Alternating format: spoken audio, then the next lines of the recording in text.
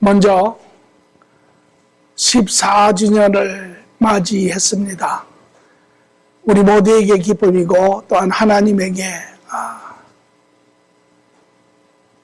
참 우리가 기뻐하는 것만큼 하나님 앞에도 큰 그러한 영광의 시간이 되었기를 바랍니다. 14년 전에 교회를 개척할 때 제가 하나님 앞에 물은 질문입니다. 왜 또 하나의 교회가 필요합니까? 그리고 지난 14년 저희가 창립 예배 때마다 이 같은 말씀으로 저희가 공동체가 과연 무엇인지, 교회가 무엇인지, 우리는 그 교회의 본연의 뜻을 알고 사는지, 또 우리가 교회가 이 땅에 해야 할 것이 무엇인지를 깊이 생각해보는 시간들을 가졌습니다.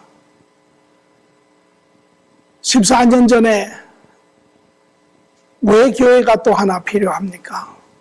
세상 곳곳에 교회가 없는 곳이 없고 이 아리조나도 블락블락마다 교회가 있는데 하나님 왜 또 교회를 하라고 하십니까? 그것이 저의 질문이었습니다. 거기에는 몇 가지 이유가 있습니다. 제가 신앙생활을 하면서 알았던 그 교회들의 모습들, 또 제가 섬겼던 그 교회들의 모습들, 또 그 안에서 자라는 성도들의 모습들, 반신반의가 있었습니다. 과연 이것이 교회입니까? 과연 교회가 하는 일들은 이런 일들입니까? 무엇 때문에 만약에 그런 일들이라면 지금 있는 교회로도 충분하지 않습니까? 그런 질문을 했습니다. 그리고 이 질문의 답은 지난 30년 신앙생활을 해오는 시간 동안 또 개척을 한 지 14년이 되는 기간 동안 지속적으로 묻고 있는 질문이기도 합니다. 그래서 물론 답을 찾지 못했다라는 것은 아닙니다.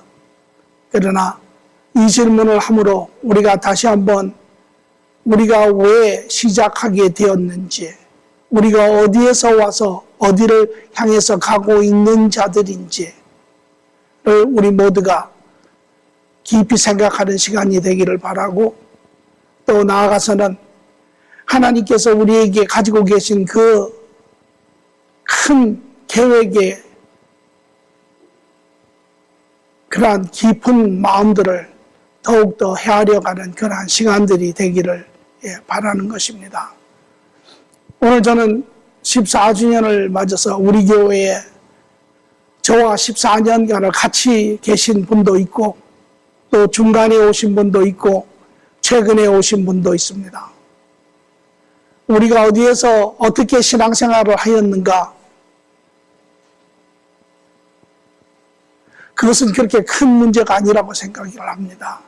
그러나 지금 이 시간에 우리는 과연 무엇을 위해서 신앙생활을 하는가? 과연 신앙생활이 무엇인가? 과연 교회 공동체라는 것은 나에게 어떤 의미를 가지고 있는가? 지난 기간 동안 공동체에 참석하면서 그것은 나에게 무엇을, 내 삶에 어떠한 길을 제시하고 있는가? 이런 생각들을 같이 확인하고 바라기는 우리 모두가 이제 남은 삶의 시간들이 같은 것을 바라보며 같은 마음을 품으며 하나님께서 우리에게 계획하신 그 일들을 함께 이루어내기를 간절히 바라는 것입니다. 왜 또 하나의 교회가 필요합니까? 오늘 본문의 말씀은 마태복음 16장 15절에서 18절의 말씀입니다. 같이 말씀을 보도록 하지요. 너희는 나를 누구라 하느냐? 시몬 베드로가 대답하여 이르되 주는 그리스도시요 살아계신 하나님의 아들이시니이다. 예수께서 이르시되 바요나 시몬아 내가 복이 있도다. 이를 내게 한 게 아니는 혈육이 아니요 하늘에 계신 내 아버지시니라. 또 내가 내게 이르노니 너는 베드로라. 내가 이 반석 위에 내 교회를 세우리니 음부의 권세가 이기지 못하리라. 예수님께서 처음으로 이 땅에 오시고 사역을 하시며 제자들에게 하신 이야기입니다. 교회라고 하는 단어가 처음으로 나옵니다. 내가 이제 이 반석 위에 내 교회를 세우리라. 제자들에게 물으시기를 너희는 내가 누구를 하느냐? 제자들이 말하기를 어떤 이는 말하기를 선지자라고 이야기하고 어떤 이는 말하기를 레바이라고 이야기하고 어떤 이는 말하기를 엘리야라고 이야기하나이다. 예수님이 그 말을 들으신 후에 제자들을 바라보시며 너는 나를 무엇이라고 말하느냐? 베드로가 말하기를 주는 그리스도시요 살아계신 하나님의 아들이로소이다. 주는 바로 하나님께서 우리에게 약속하신 우리를 이 땅에서 이 땅의 죄에서 우리를 구원하시고 우리를 하나님의 자녀로 회복하실 우리의 구세자, 구세주이신 메시아이시고 바로 당신은 우리를 구할 수 있는 유일한 하나님의 아들이시나이다 라고 고백을 합니다. 예수님께서는 그러한 베드로를 바라보시며 말하기를 이것이 너의 지식도 아니요 너의 경험도 아니요 너의 배움도 아니요 그 누구도 너에게 가르쳐 준 것이 아니고 이는 아버지께서 너에게 가르쳐 주신 거라 깨닫게 하신 거라 라고 이야기하시며 이제 너의 이름이 베드로라. 그 이름은 반석이라는 소리죠. 돌이라는 소리입니다. 내가 이 반석 위에 다시 말하면 내가 너의 그 신앙 고백 위에 이제 내 교회를 세우리라. 나의 교회를 세우리라.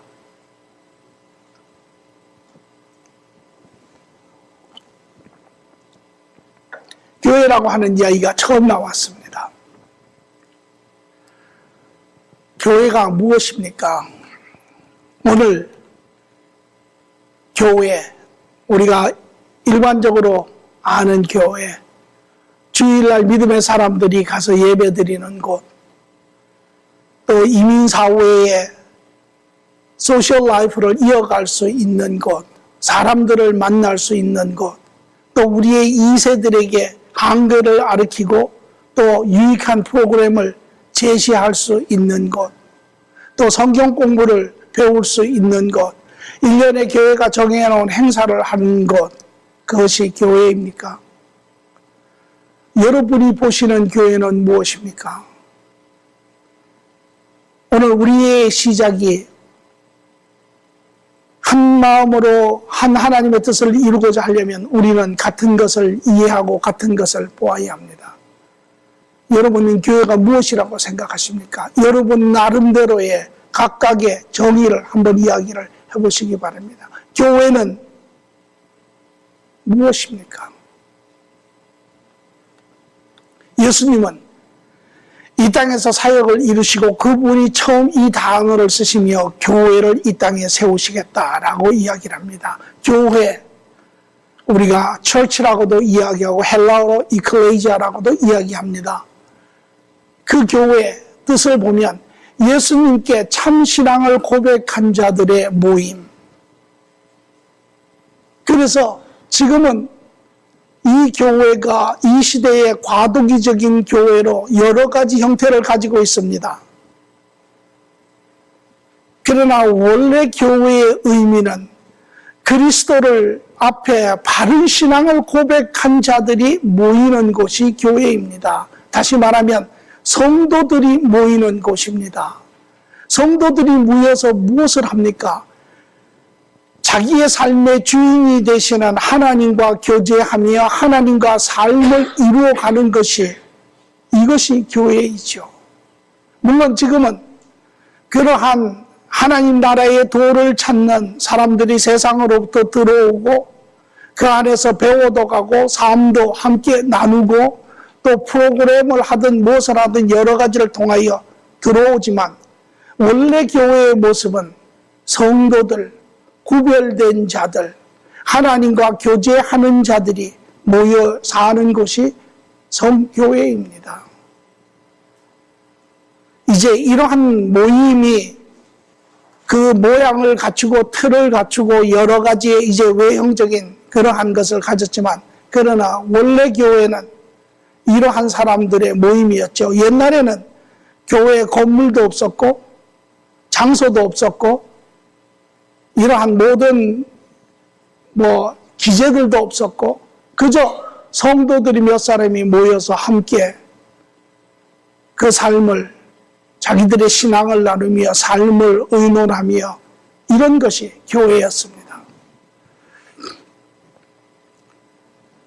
우리는 이 교회의 의미를 조금 더 들어가서 보도록 하겠습니다. 과연 하나님께서 예수 그리스도를 통하여 이 땅에 교회를 지으신 그 의도가 무엇일까? 그분은 도대체 이 교회라고 하는 이러한 모임을 만드셔서 어떤 것을 이루고자 하시는 것일까? 그냥 사모임처럼 구별된 사람들을 불러서 그분들과 교제하기를 원하신 것이 교회입니까?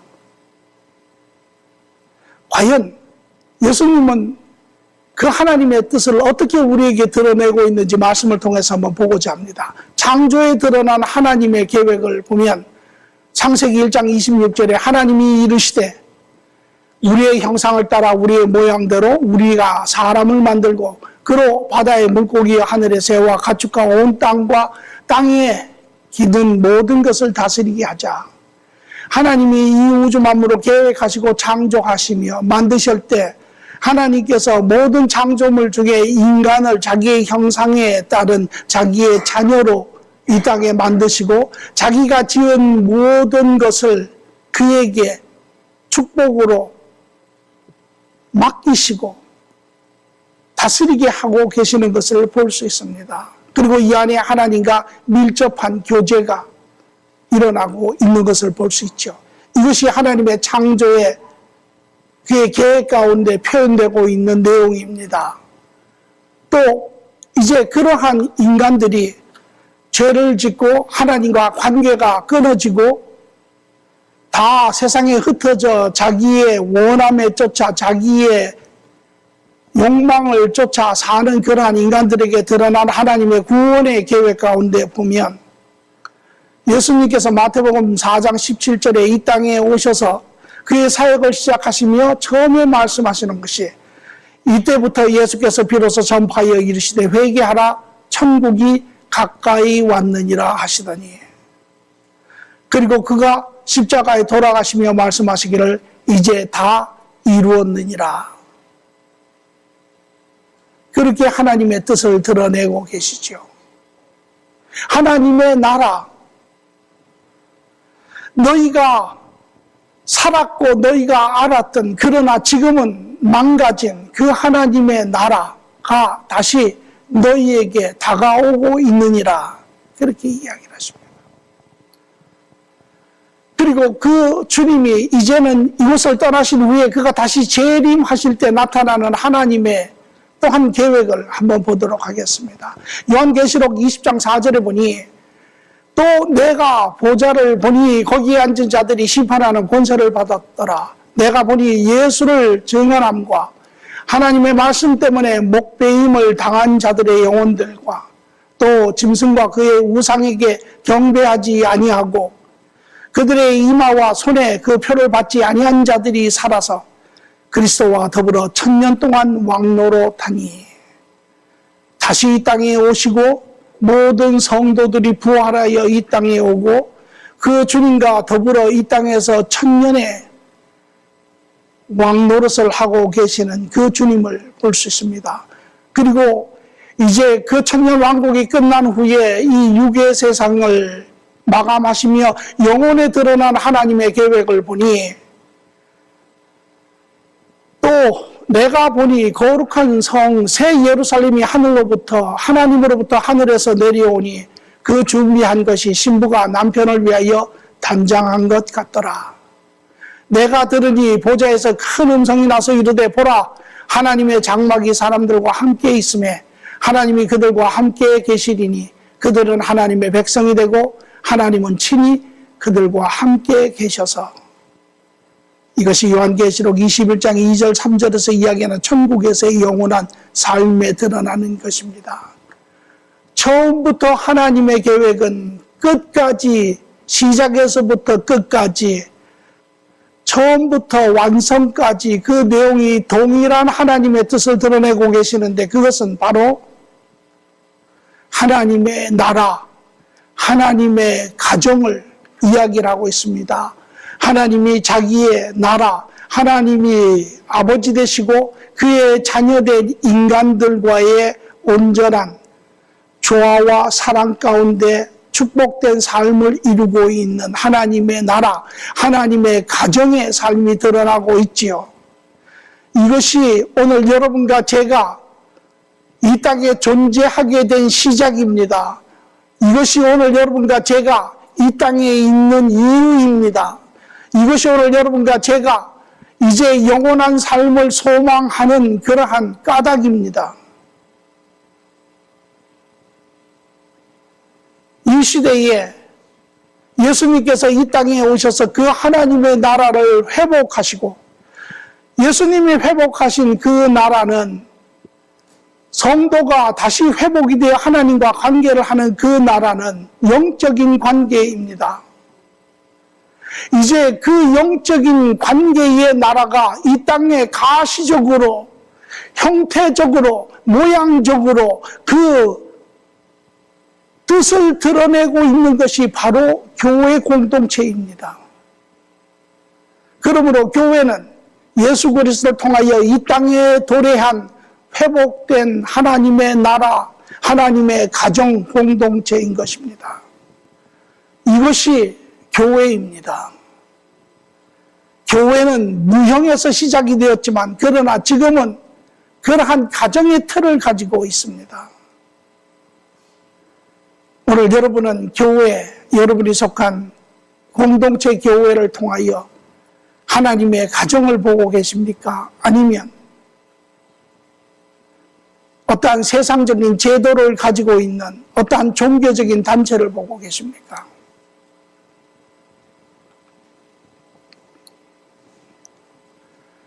에베소서 1장 22절에 23절을 보니 그를 만물 위에 교회의 머리로 삼으셨느니라. 교회는 그의 몸이니 만물 안에서 만물을 충만하게 하시는 이의 충만함이니라. 오늘 이 말씀은 하나님의 계획에 의하면 교회는 만물의 중심이 되는 것입니다. 교회는 세상의 중심이 되는 것입니다. 오늘 교회가 세상을 인도하는 그러한 역할을 하는 자들이죠.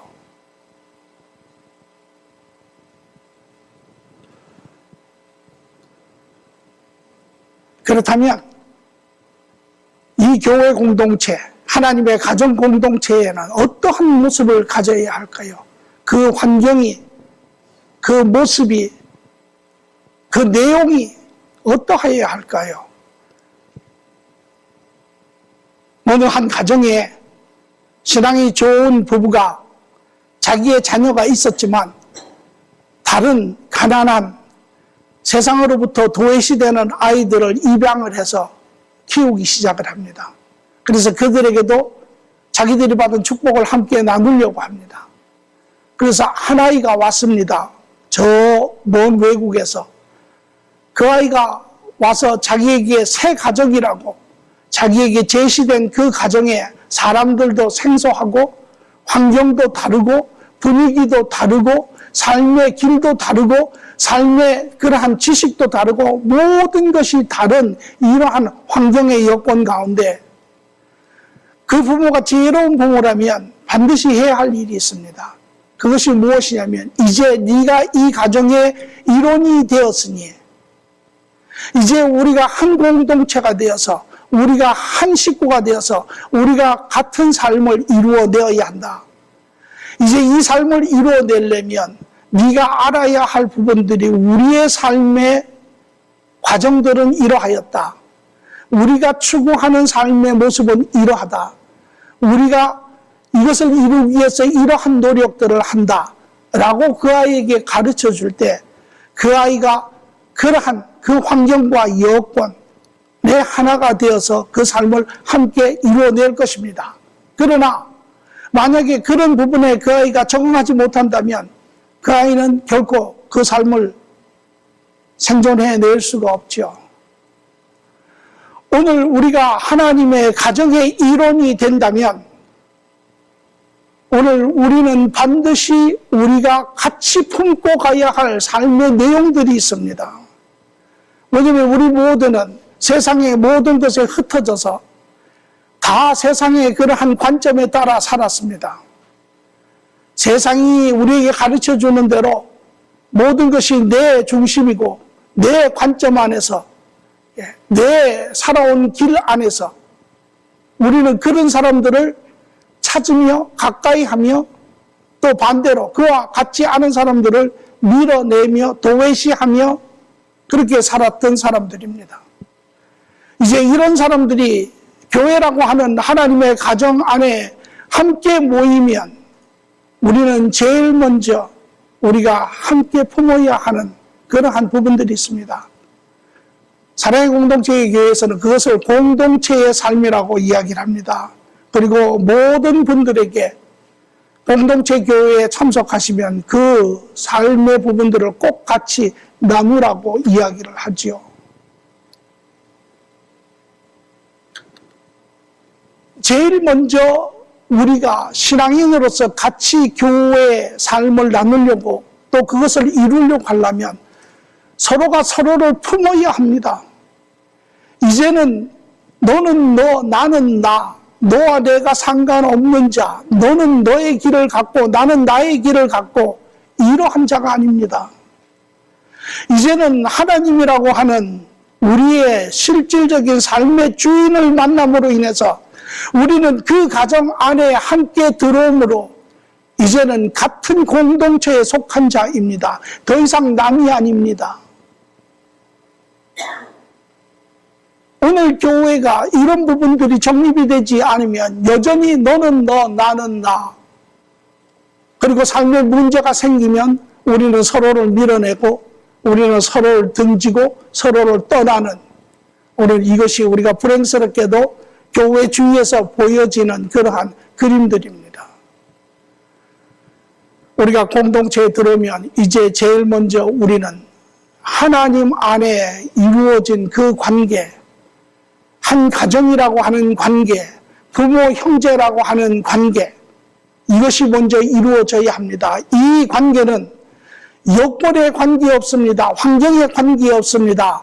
그 사람이 많이 배웠든 많이 배우지 못했든 그 사람이 많은 것을 가졌든 그 사람이 많은 것을 갖지 않았든 그 사람이 높은 위치에 있든 높지 않은 위치에 있든 그 사람이 색깔이 까맣든 그 사람이 색깔이 하얗든 그 사람이 어떤 민족성을 가지고 있든 그 사람이 어떤 또 삶의 배경을 가지고 있든 그것과 관계없이 우리가 제일 먼저 해야 될 것은 품는 것입니다. 이제 나의 형제라. 옛날에 우리가 사극을 보면 어떤 두 사람이 만나서 삶의 길을 같이 결정할 때 의형제라는 것을 맺습니다. 그래서 이제 너와 나는 형제다. 우리의 삶은 같은 길을 간다. 그리고 이제 피를 나누어 하나됨을, 받아들임을, 품음을 나누지요. 그와 마찬가지로 공동체, 우리가 교회 생활의 가장 첫 번째 우리가 받아들여야 할 것은 이제는 우리가 하나 되었다라는 것입니다. 오늘 이 부분이 가장 우선 선행되어야죠. 그 사람이 어떤 사람이든 그 사람의 삶의 길이 얼마나 다르든 그 사람이 얼마나 부족하든 그 사람이 얼마나 연약하든 그 사람의 있는 모습 그대로를 받아들이는 것이 이것이 공동체 삶의 시작인 것입니다. 예수님도 이제 제자들에게 하시는 말씀 중에 가장 먼저 하시는 것이 너희는 서로를 인정하라. 너희는 서로를 있는 모습대로 받으라. 에베소서 4장 1절에 2절을 보니 주 안에 갇힌 내가 너희에게 구원하노니, 사도 바울이 하나님 나라의 이론으로 이야기하는 것입니다. 부르심을 받은 일에 합당하게 행하여 모든 겸손과 온유로 하고, 그러나 오래 참음으로 서로 관계에 있어서 사랑 가운데 서로를 용납하라. 아직도 여러분 가운데 나는 나, 너는 너, 그저 주일날 교회에 내가 와서 예배 드리고 가면 되고 너하고 나하고는 여전히 상관이 없다라고 생각하신다면, 남을 탓하기 전에 우리가 먼저 알아야 될 것은 내가 그 공동체의 일원이 아님을 깨달아야 합니다.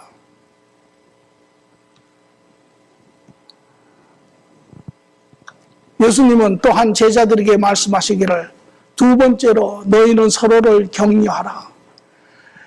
이제 우리는 세상에서 뿔뿔이 하나님 없이 세상이 보여주는 대로 세상의 길을 쫓아서 살았습니다. 거기에는 많은 불의도 있고, 많은 타협도 있고, 많은 부정도 있고, 많은 후회도 있고, 많은 아픔도 있는 삶을 살았습니다. 그러나 이제 하나님으로 인하여 자녀가 되어 한 가정을 누리는 우리, 이제 우리는 서로 같이 의의 삶을 이루어내야 합니다.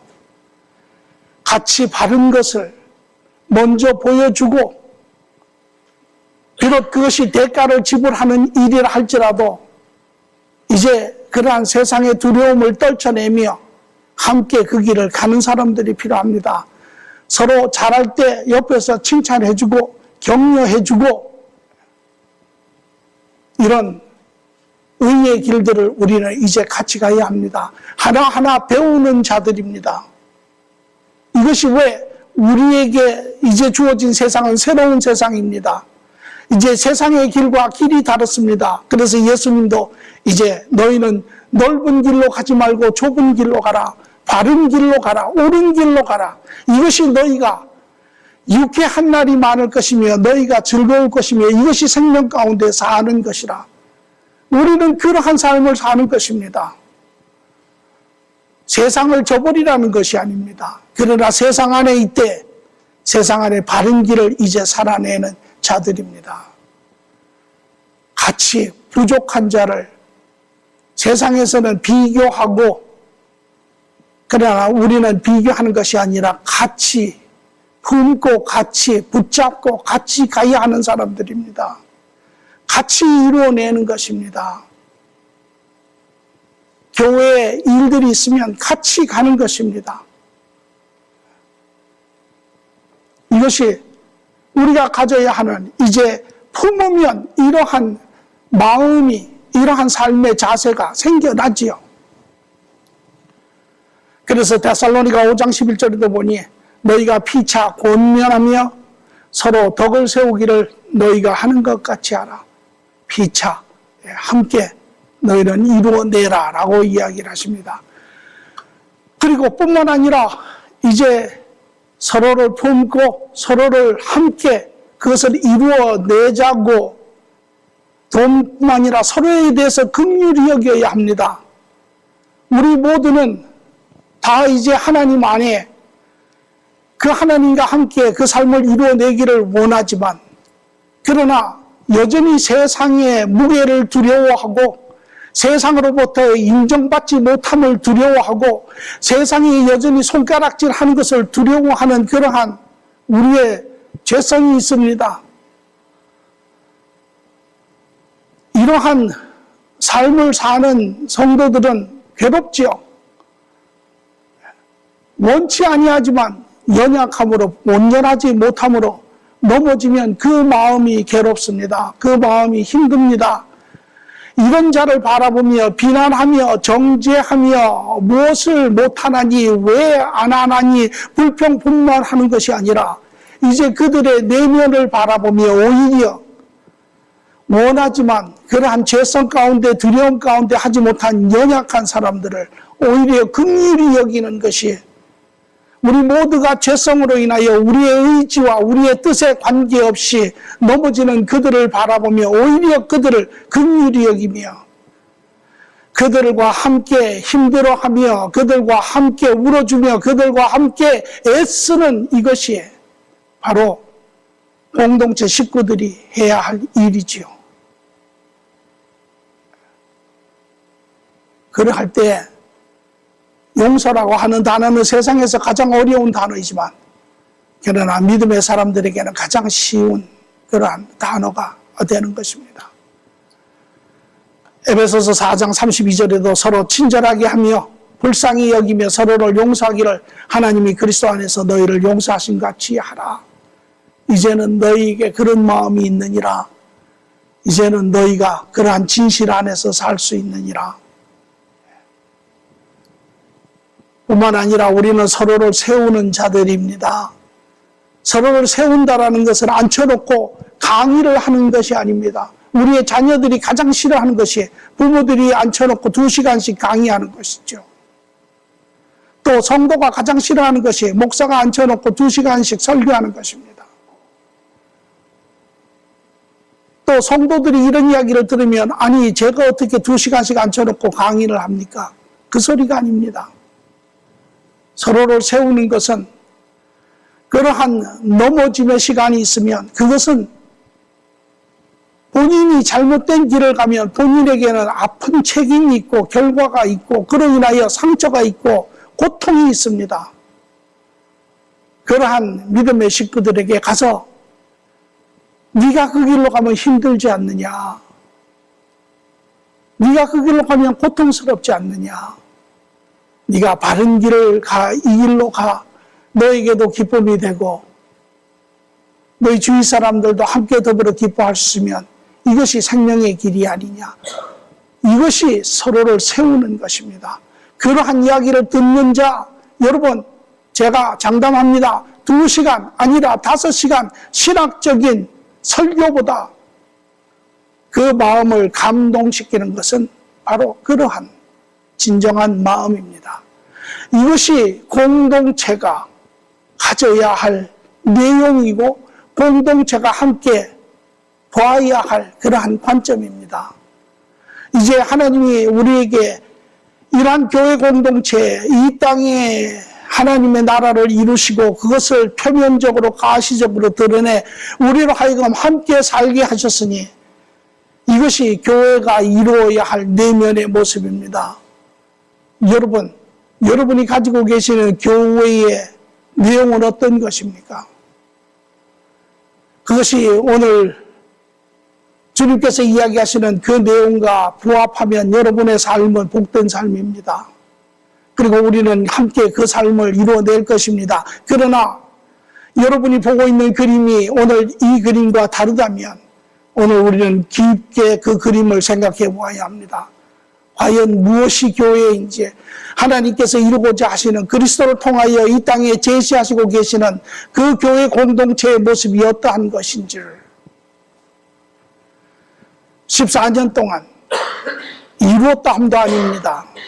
여전히 과정입니다. 그럼에도 저에게는 큰 기쁨이 있습니다. 이제 많은 사람들이 그러한 공동체의 모습을 보며 그 안에 같은 마음을 품으며 같은 그러한 삶을 나누어 살고 있기 때문에 그렇습니다. 그러나 여전히 더 많은 사람들이 그러한 공동체의 일원으로서의 위로는 하나님과 기쁜 교제 안에 또한 옆으로는 식구들과 함께 그러한 사는 삶을 이 땅에 드러내기를 바랍니다. 그래서 에베소서 4장 16절에도 그에게 온 몸이 각 마디를 통하여 도움을 받음으로 연결되고 결합되어 각 지체의 분량 따라 역사하여 그 몸을 자라게 하며 사랑 안에서 스스로 세우느니라. 그리스도의 가정으로서 그리스도의 나라로서 이 땅에 이루어져 가고 있는 것이죠.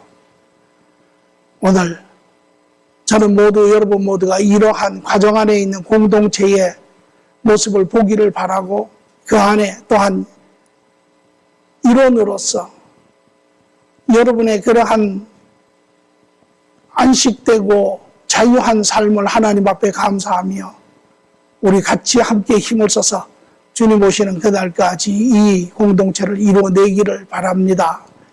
공동체가 이제 우리는 이 공동체가 이러한 가정의 여건 안에 우리가 해야 할 것이 무엇입니까?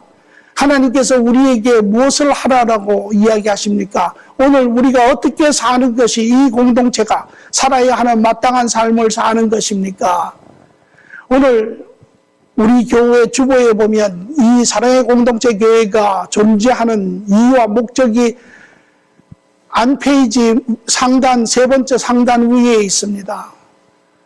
여러분께서 보신 분도 있으시고 아시는 분도 있으시고 모르시는 분도 있으실 것입니다. 이것이 오늘 우리 교회가 함께 이제 세워져 가고 자라가고 성장하여서 완성되는 그러한 내용의 이야기입니다. 이러한 공동체의 수는 이제 내용에서 우리는 모든 사람들이 태어나야 합니다. 다시 말하면 우리의 이 하나님의 나라의 삶, 교회 공동체의 바른 삶은 하나님과 관계가 회복되면서부터 시작이 되는 것입니다. 우리의 육의 눈이 열리고 우리의 마음의 눈이 열리고 이제 우리가 보는 세상뿐만 아니라 보이지 않은 진리의 세상을 우리가 보기 시작하면서 그 하나님과 관계 안에서 우리는 이 땅의 삶을 이제 시작하는 것입니다. 그러므로 모든 사람들이 먼저 된 자들은 먼저 되어 자랑할 것이 없으며 먼저 된 자들은 뒤에 오는 사람들을 이제 삶의 본으로 보이며 함께 나누며 그 삶을 보이는 것이죠. 요한복음 3장 3절에 예수께서 대답하여 이르시되 진실로 진실로 내게 이르노니 사람이 거듭나지 아니하면 하나님의 나라를 볼 수 없느니라. 이제 세상으로부터 세상 사람들은 여전히 삶의 길을 찾고 그 길을 찾아 교회 안에 들어올 때 또 교회 밖에도 마찬가지지만 우리는 우리의 삶을 통하여 그들에게 그 길을 제시하는 자들이 되어야 합니다. 그 삶 안에서 삶이 시작이 됩니다.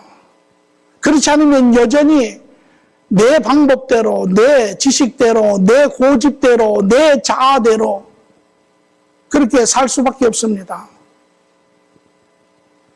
교회 안에 신앙을 모르는 사람이 들어와 자기의 고집을, 자기의 주장을, 자기의 제한된 그런 것을 표출하고 주장하고 한다 할지라도 교회는 그러한 하나님과 바른 진리 안에 사는 사람들이 그들을 품고 오히려 나아가 그들의 생각이나 그들의 그러한 삶의 방향까지도 바꾸어 놓을 수 있는 그러한 장소가 되어야 되지요. 이제 이러한 우리 모두도 다 그리스도 밖에 있었던 사람, 소망 밖에 있었던 사람, 하나님을 알지 못하는 사람, 세상의 죄 가운데 된 세상에서 살던 사람들입니다. 이러한 사람들이 이제 하나님 가정 안에 들어와 관계가 회복되면 우리가 제일 먼저 해야 할 것은 우리는 옛 것을 버려야 합니다. 이제 옛날에 우리가 배운 옛날의 그 구습, 옛날의 관점, 가치관, 삶의 이유, 삶의 목적, 삶의 길들 이제 우리는 내 고집, 내 자아, 내 의 이런 것들을 이제는 다 내려놔야 합니다.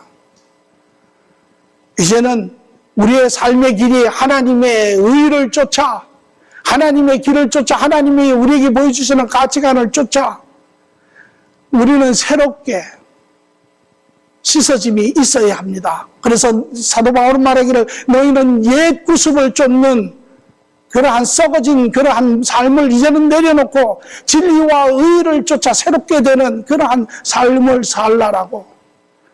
그러나 여전히 세상 밖에서의 가치관을, 여전히 세상 밖에서의 삶의 목적을, 여전히 세상 밖의 성공의 그러한 개념을 가지고 들어와 세상 안에서 살고자 하는 자, 삶이 힘들지요.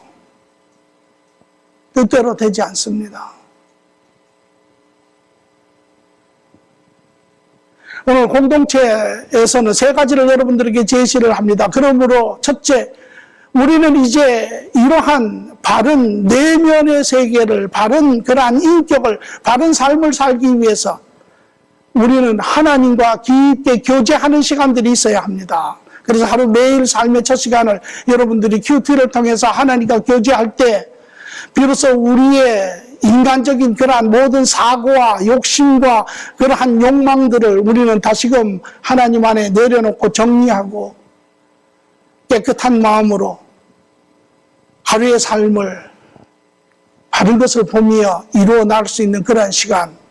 또 두 번째, 우리가 이제 하나님의 가정의 일원으로서 우리가 해야 될 또 하나의 중요한 부분은 바로 소그룹입니다. 그 소그룹은 많은 교회에서도 추구를 하고 있지만 그 목적의 의도가 다 조금씩은 다를 수는 있지만 공동체에서 여러분들이 추구하는 것은 이제 하나님의 가정의 일원으로 하나님의 형제 자매로 우리가 더불어 사는 것을 이제 배워야 합니다. 소그룹이 힘들지요. 왜? 그 안에 가면 부딪혀지고 나하고 다른 사람 만나야 하고 다른 철학과 다른 사상을 이야기해야 하고 갈등이 있고 싸움이 있고. 그러나 여러분, 소그룹이 문제가 아닙니다. 그것이 여러분과 나의 모습입니다. 이 모습을 주님께서는 소그룹을 통하여 너희의 모습을 보며 서로가 서로에 대해서 긍휼히 여기며 이제 그 안에서 진실된 것을 배워가라라는 것입니다. 자녀들이 가정에서 그렇게 배우죠. 소그룹 안에 함께 부끄럽지요. 어떨 때는 수치스럽지요. 어떨 때는 화나지요. 그러나 여러분, 소그룹의 다른 사람을 이야기하기 전에 그것이 내 모습입니다. 내가 만약에 가정적으로 정말 그 그리스도의 바른 마음을 품었다면 내가 그 사람을 품지 못하겠습니까? 품을 수 있죠. 그것이 나의 모습입니다. 그렇기 때문에 우리는 그 소그룹을 통해서 같이 사는 것을 배워야 합니다. 그 안에서 나의 그런 모습들이 드러나고 그 드러남을 통해서 같이 힘들어하고 같이 기도하고 같이 내려놓고 이것이 하나님의 자녀들이 사는 마땅한 모습입니다. 소그룹을 들어가기를 원치 않는 사람들이 있습니다. 그 선택을 제가 강요할 수는 없습니다. 그러나 분명한 것은 그런 기회가 주어지지 않으면 사람이 없습니다. 이제 우리는 그 안에 들어가서 나의 연약함을 부끄럽지요, 인간적으로. 우리의 많은 실수들이 드러나는 거 수치스럽지요. 저도 수치스럽습니다. 그러나 우리 모두의 모습입니다. 나만 그런 게 아니고 저 사람도 그렇습니다. 오히려 내가 그 수치스러운 부분을 드러낼 때 그 상대편은 저로 인하여 힘을 얻습니다. 맞다. 그런 은혜 안에 바른 관점을 가지고 은혜를 나누는 그러한 용감한 사람들이 많이 있어지기를 바랍니다. 그래서 사도 에베소서에도 보면 우리가 다 하나님의 아들을 믿는 것과 아는 일에 하나가 되어 온전한 사람을 이루어 그리스도의 장성한 분량이 충만한 데까지 이르르니 이는 우리가 이제부터 어린아이가 되지 아니하여 사람의 속임수와 간사한 유혹에 빠져 온갖 교훈의 풍조에 밀려 요동하지 않게 하려 함이라. 오직 사랑 안에서 참된 것을 하여 범사에 그에게까지 자랄지니 그는 머리니 곧 그리스도라. 그 안에 우리는 같이 자라가야 하는 자입니다. 이렇게 자라가는 자는 이제 인격이 그 안에 하나님의 나라의 일원으로 바른 그러한 관계가 자라고 인격이 자라는 자는 반드시 그리스도의 일꾼으로 섬김을 하게 되어 있는 것입니다. 섬김은 누가 하라고 강요하고 몇 년 되었으니까 하라라고 하는 것이 아닙니다. 섬김은 그 그리스도 안에 자라가고 관계 안에 자라갈 때 하나님을 섬기는 일이 나에게 얼마나 큰 기쁨이 되고 특권이 된 것을 깨닫는 자들, 그들이 이제 일어나 하나님의 일을 하는 것입니다.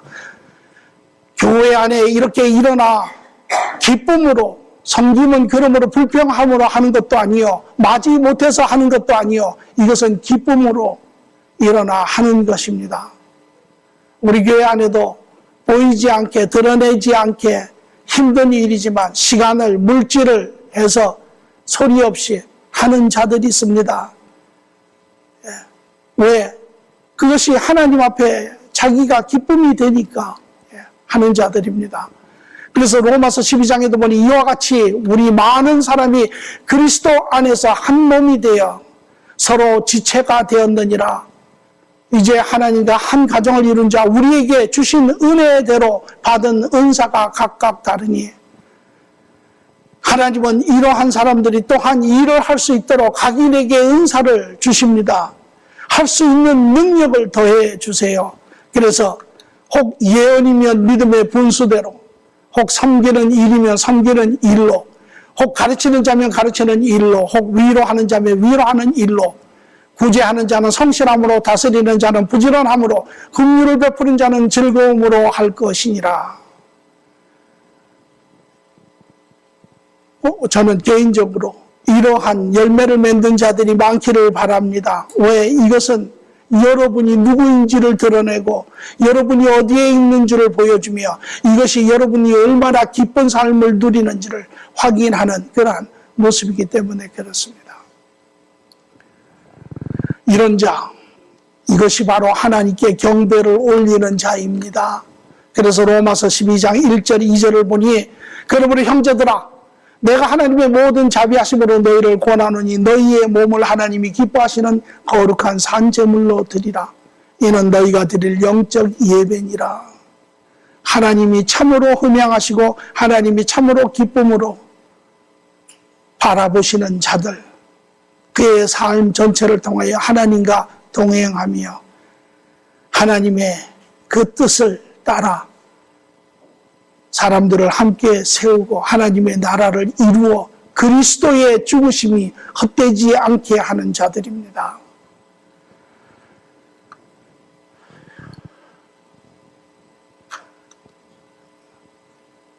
그래서 교회는 하나님의 자녀들이 하나님과 함께 이 땅에서 이루어내는 축복된 삶의 가정입니다. 그렇기 때문에 교회는 세상의 소망입니다. 교회가 무너지면 세상은 소망이 없습니다. 세상이 무너지는 것은 교회가 무너지는 것이고 교회가 무너지는 것은 성도가 무너지기 때문에 그렇습니다. 오늘 교회는 그 그리스도를 사랑하는 자들이 모여 참으로 그리스도 안에 그분과의 교제 안에 하나님의 자녀로 자라가며 그 안에 더불어 함께 기쁨으로 가정을 이루어내는 것이 교회입니다. 이것이 저는 개인적으로 14년 전에 주님께서 교회를 필요로 하신 이유라고 생각을 합니다. 지금도 이런 교회가 세계에 많이 있습니다.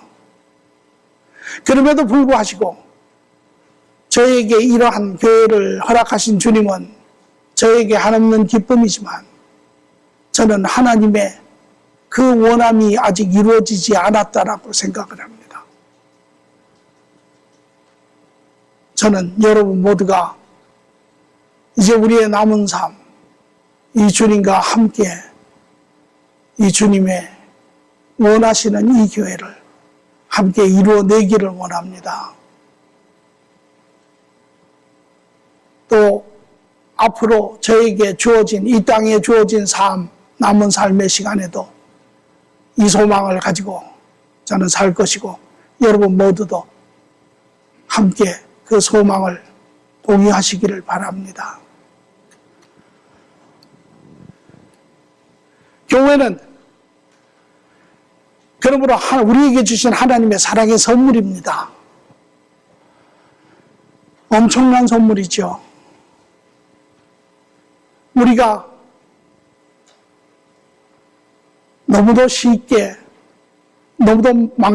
망가뜨리고 너무나 쉽게 버릴 수 있는 그런 선물이 아닙니다. 우리의 생명이 여기에 달려있다 해도 과언이 아닙니다. 저는 여러분 모두가 이제 여러분의 신앙이 어디에서 시작하였던 이 시점을 중심으로 해서 여러분의 신앙이 새롭게 완성되고 우리가 같은 공동체의 일원으로서 이러한 뜻을, 공동체를 함께 이루어가기를 바랍니다. 에베소서 4장 3절에 6절은 이렇게 이야기합니다. 성령이 하나 되게 하심을 힘써 지키라. 몸이 하나요 성령도 한 분이시니 이와 같이 너희가 부르심의 한 소망 안에 부르심을 받았느니라. 주도 한 분이시여 믿음도 하나요 세례도 하나요 하나님도 한 분이시니 곧 만유의 아버지시라. 만유 위에 계시고 만유를 통일하시고 만유 가운데 계시는도다. 이러한 공동체의 한 일원으로, 한 자매로, 형제로 우리가 이 공동을 이루어갈 때 이제 여러분을 통하여 이 공동체가 확산되고 완성될 줄 믿습니다. 여러분의 가정 공동체가 이제 바로 세워지기를 바라고, 여러분이 거하는 그러한 직장 공동체가 그 영향력을 받기를 바라고, 나아가 우리의 지역사회가 함께 이루어지는 것입니다. 여러분 생각에 혹 나 하나가 무엇을 할 수 있느냐라고 생각하실지 모릅니다.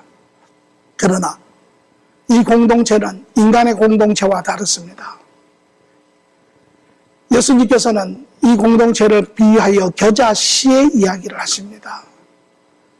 너희가 보기에는 작은 것 같지만 그러나 그 겨자씨에게는 엄청난 능력이 있다라는 것입니다. 이 세상을 새롭게 만들고도 남을 그러한 능력이 있는 것이 이 공동체입니다.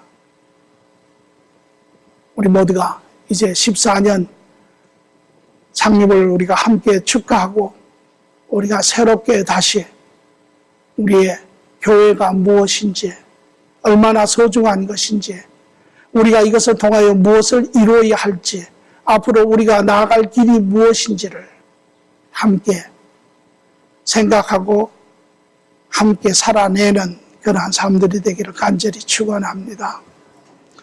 좋으신 주님 감사합니다. 14년 동안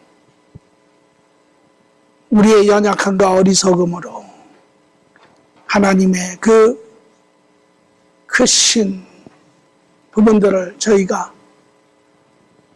다 이해하지도 못하고 경험하지도 못하였습니다. 때로는 낙심하고 때로는 원망하고, 그러나 이제 하나님의 그 선하심을 드러내시고 온전히 이루실 하나님, 우리의 뜻은 이루어지지 않지만 주님의 뜻은 반드시 이루어지는 것을 확신합니다. 우리 식구들 함께 같이 이제 이 뜻들을 이루어 이 시대에 또 다음 시대에 주님의 원계획처럼 참으로 만물 위에 교회들이 우뚝 서 세상을 참으로 생명 가운데 변화시키는 역사가 있게 하여 주시옵소서.